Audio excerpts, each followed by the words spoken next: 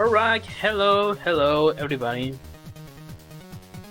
My name is GhostSenpai, and well, maybe you were wondering, okay, this was the Mega Man blog, where is Mega Man?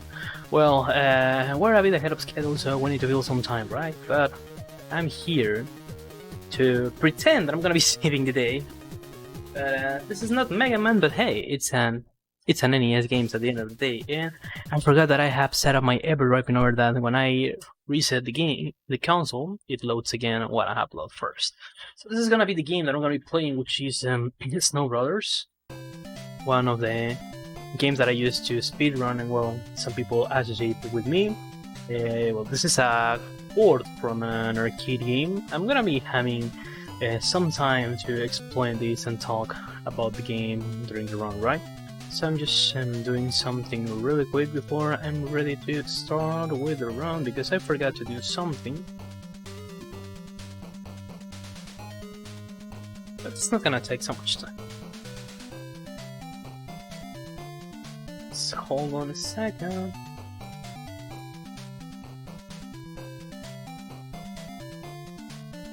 There we go.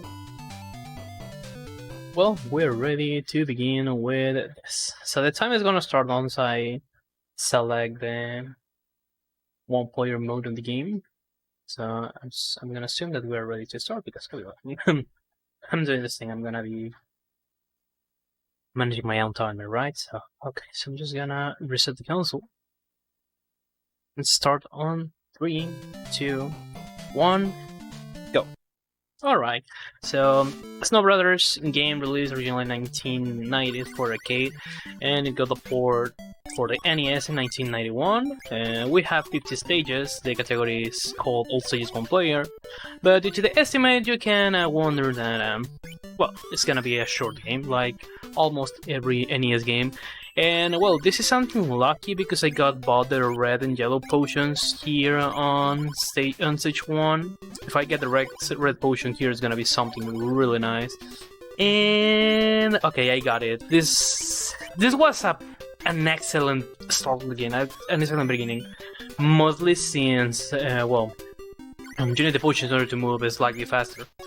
So, which are the objectives of the potions? In the game we have a total of 4 potions, 3 regular potions and an additional one that we can consider as a bonus, mostly. And well, the red potion makes us going faster, the blue potion increases our shooting power, making that with just 2 hits we can turn our enemies in charge into snowballs, and the yellow potion helps us to increase our shooting range. Usually you can complete the game speedrunning Tolkien without the red potion. Sorry, without the yellow potion. The important ones are the red and the blue potion, since with all of them, with both of them, you can reduce a good amount of time. But also, if you have the yellow potion, you can try to do some stuff like I was trying to do. I was trying to spawn some builds, but I forgot to freeze correctly to some enemies, so I have lost all the snowballs. But it's fine. That's something that makes us lose time, but I used to do it mostly for swagging. It doesn't make us to lose so much time, but you lose time at the end of the day, and it's not something really important to perform in order to complete a run. Also, I'm playing this with a retro-bit controller for the NES, because for some reason recently my NES controller hasn't been cooperating with me, and that's something really bad. I don't like so much the retro-bit controller for this, but it's well, to play this game, but at least it's decent in some way. Mostly what I don't like are the position of the buttons, but I guess that we can get used to that. Okay, it's not supposed that I have defeated the first enemy at the bottom of the screen like that, but I was lucky to get it, mostly since, well, sometimes the snowball cannot go to the left section of the screen. It's kinda weird to explain how does the snowballs take some direction sometimes. And now the first boss, I don't know how this guy is called, but 6 hits and we're done. Like with this is not something complicated. And they put the ball really quick like that. And after that, we're gonna be having something that is exclusive to the NES version, because also this game was ported to the Sega Genesis in 1993, and it got an unreleased port for the Amiga computers, and well, I got a bad pattern here because I got 2 letters and a 1-up. I suppose that a 1-up helps us to be a bit safe, but getting a life here gives you 50k points. The most points you get on the gambling machine, the lowest you're gonna be moved to the next stages. So what I'm trying to get is mostly a cross, because if you got a cross or a letter X, whatever you wanna call it, but I prefer to say that it's a cross, you get no points. So we're aiming to get 3 crosses. But it's kinda complicated to get the crosses, so if I get a letter, it's gonna be fine. The letter just gives to us 10,000 points, so that's not something really bad.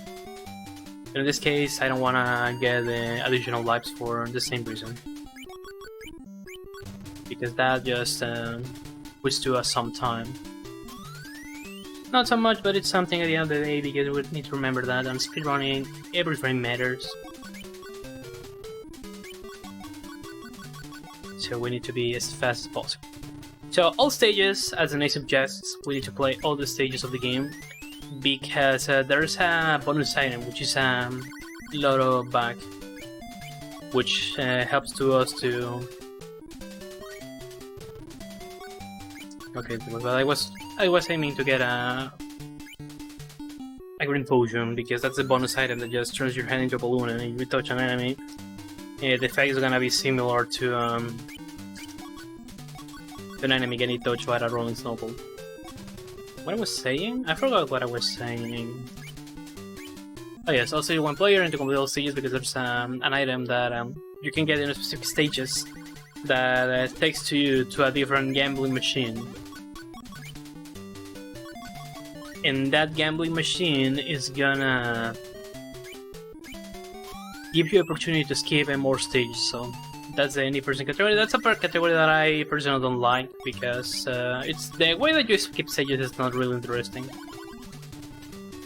I don't have nothing against the category, I just simply don't like it. I prefer to run on stages 1 player, which actually I'm the 3rd place on the leaderboard, and I can say that I'm the only active runner of the game. And also on the last year I made a tutorial just in case that somebody's interested in learning a new shortly. You know, the frog. This is slightly changed from the arcade release, because here it's RNG based about if it's gonna appear on the top of or the bottom of the screen. Oh, okay, that was bad. Okay, I missed 2 hits, but I can take it. Because I was trying to make do a small manipulation in order to... Well, not a manipulation, I was trying to keep the enemies on the top, but again, I'm using a controller that... I'm not... This is a different layout from the regular NES controller buttons. And this doesn't help me so much to make some movements, because I'm mostly used to the way that the original NES controller is, but I'm not always failing, so it's giving me some issues. I cannot use it for now, unfortunately. But it was decent, I've lost a couple of seconds, but not so much, I can deal with that. And that was changed from the arcade release, because in the arcade release, it's gonna appear all the time on the floor, and after that, it's gonna... After some time, it's gonna move slow to the top of the screen. And gonna begin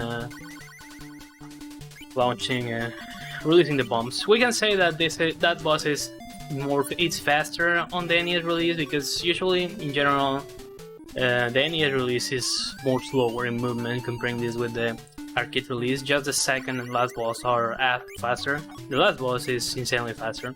Some people consider the NES version as the easiest version of the game, but at the same time, the NES release is still being a hard game to complete.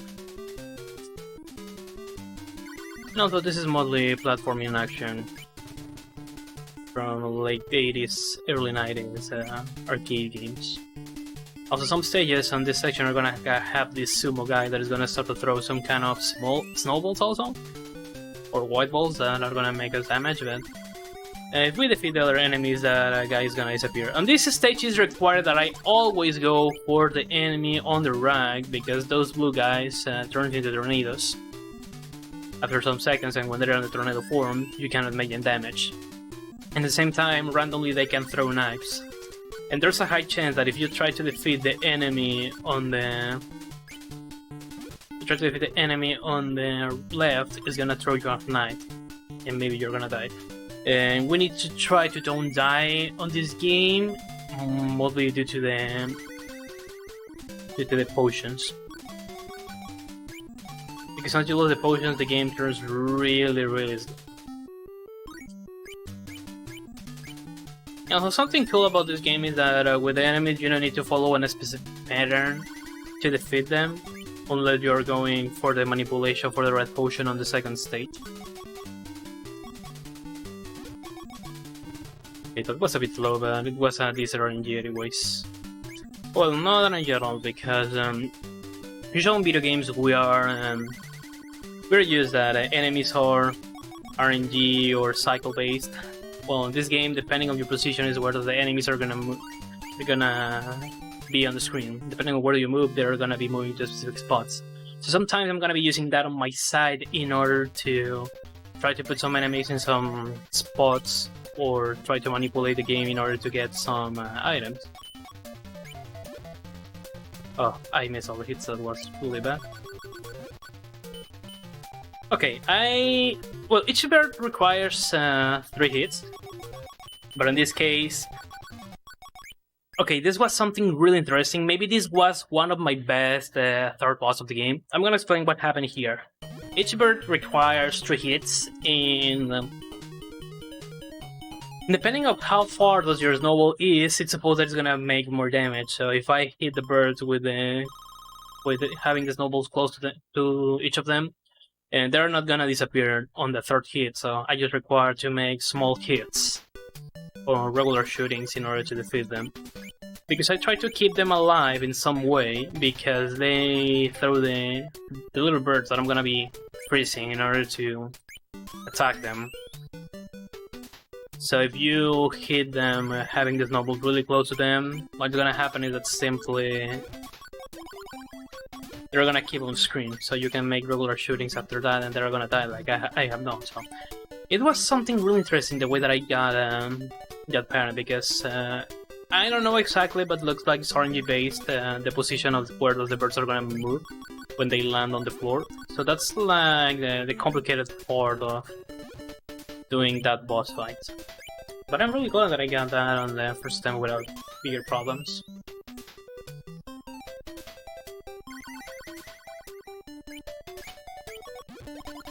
Okay, you need to have some fast movements on that section in order to defeat those enemies on that way. Because every time that you start a new stage, you're only having some invisibility frames for a couple of seconds. So sometimes I use that on my side in order to attack directly some enemies. And also if I jump and throw a snowball at the same time, I can try to get outside of them. Some sections like this one where you can go outside of them or jump over them without a snowball. Unless you need to be so really careful on those sections in order to don't receive damage. Now, so if you throw a snowball and a rolling snowball touches you, after you get outside of it, you're gonna be having some invisibility frames for a couple or a second and a half, I think, or just a second. But you can use that on your side in order to prevent to receive damage, but with that you're gonna be able to attack some enemies. Like for example with that monkey that I was able to hit him. Fortunately, this item landed on the middle of the stage, and here, well, you're gonna reach that section without a snowball. And also with the items, well, if I get any item, I need to catch it as fast as possible. Because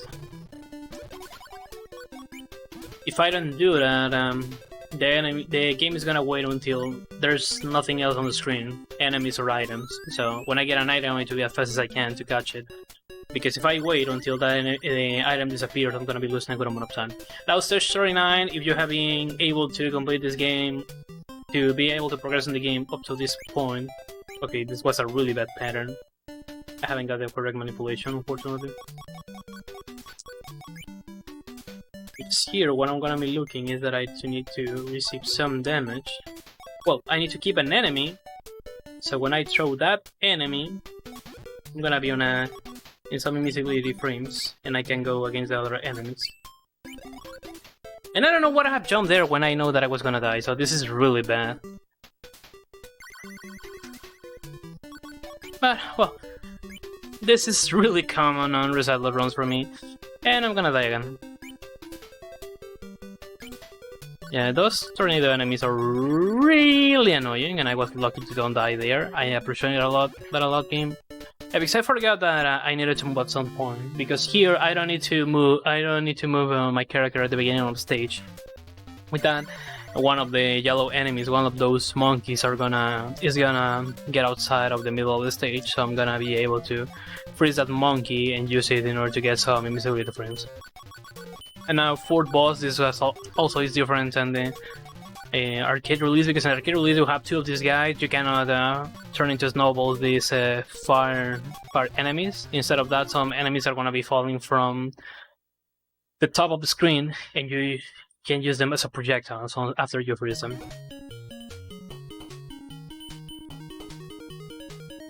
And I got another extra life. Well, it's fine. Also, if you get the snowboard, you get an extra life also. But the good thing is that it doesn't give you 50k points on that fight. So most of the changes on this game were due to technical limitations of the NES, because comparing this with arcade release, there are less enemies also on the game. But shoutouts to Topland for being able to port this game. It's really sad that they went on bankruptcy on 1994. We can agree that Snow Brothers 2 is it's kinda meh. Honestly, I don't like Snow Brothers 2. I know that more people prefer the second game rather than the first one, but I prefer the first game. I used to play this a lot when I was a kid. Here in Latin America, it was common that you get some kind of not so legal copies for your PS1, copies of game. And I remember I got a game with and the cover had a Mario render, I think from Super Mario Sunshine, and it claimed to say the discs claimed to be a Nintendo game disc that included 4,500 games. Some of them were repeated or were the PAL versions, but it was basically an NES emulator for the PS1. So instead of meeting the games on an original NES or Polystation like many of the people of my gaming generation, I met a lot of amazing NES games due to that emulation disc. And this was one of them because my father found it and he said that he used to play this game when he was a teenager.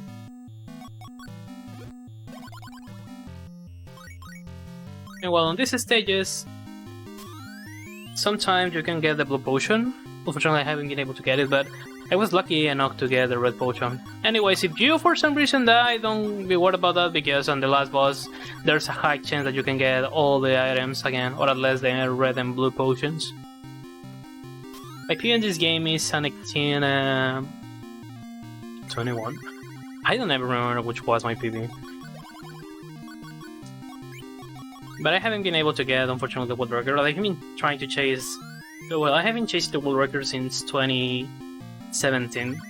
But unfortunately, I haven't been able to get it because the last boss is fully RNG based. And I got a decent RNG on my actual PB, not the best one like the world record, because fighting my PB with the world record, most of the time I'm on world record pace, but the big difference is that the world record had an excellent RNG, and also the world record holder has a good ability of mashing buttons. Something that I lack of. I'm so good, unfortunately, with mashing, so hopefully at some point that's gonna change. And yes, my PB is 1823. I achieved it on last year after being like almost 2 years without a PB. And now the last boss fight. This is different also comparing it with the arcade release. It's easier on the NES, mostly because the roof is static.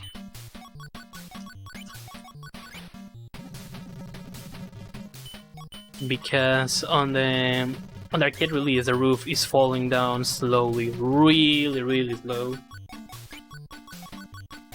And also, the retrobit controller is not helpful if we talk about mashing buttons. Also, something I tried to do, and shoutouts to Nick Capricorn, the world record holder of this, because he gave me this hint, is that as you have seen, some bubbles are gonna have an enemy. Some of them are gonna be having a fireball. Some of them have an item, or simply they just have nothing. So what I want is to get the bubbles with mostly with the enemies. And if I get one with an item, I need to try to catch it.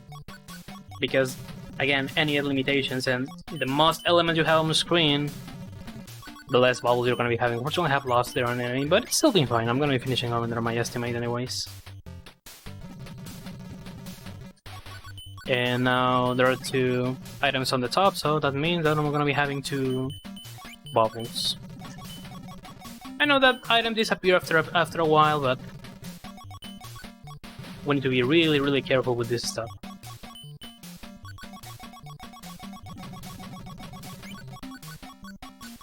And also, I can say that besides I don't have, well, with a counter that unfortunately I have the world record in this game that I haven't changed anything for a long time.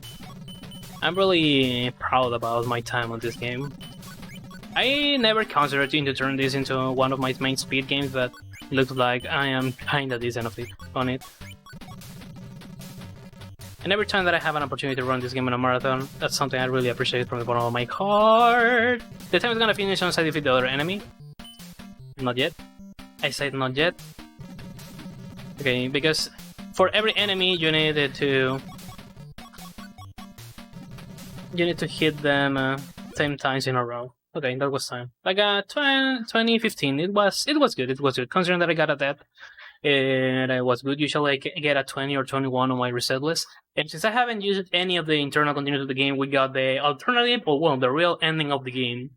Because if the game has 9 continues, and if you die at least 1 time, you are not gonna get this ending. Also, flashing lights, warning on a bit.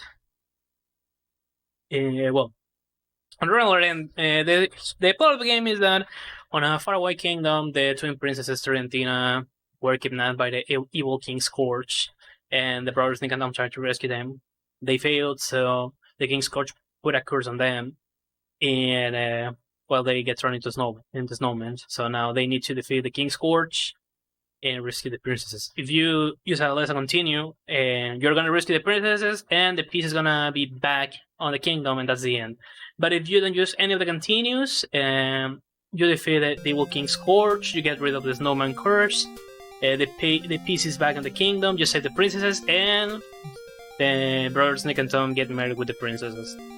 And well, that's the game. I'm really glad when I can get this kind of endings. And again, this controller, the retrobit controller, doesn't help me so much with the game. But besides of that, I am really glad that I was able to do kind of this showcase, mostly since I haven't practiced with this controller yet. And well, I wasn't planning to run the game on the marathon, but we were a bit ahead of time, so we needed to fill some time. Well, anyways, it's for GG's in the chat. And if somebody's interested in running this game, I made a guide, both in English and Spanish. You can find it on speedrun.com on the leaderboard of the game. And well, the show needs to keep continuing, so this was a little interruption during the Mega Man blog. So we're going to be back on the schedule, and we're going to be enjoying Mega Man, I think it's Mega Man 9 by Pro Pierce RTA. Let me check that really quick. Yes, it's Mega Man 9. We're going to be continuing with the Mega Man block on a bit. So stay tuned, and well, keep enjoying the marathon.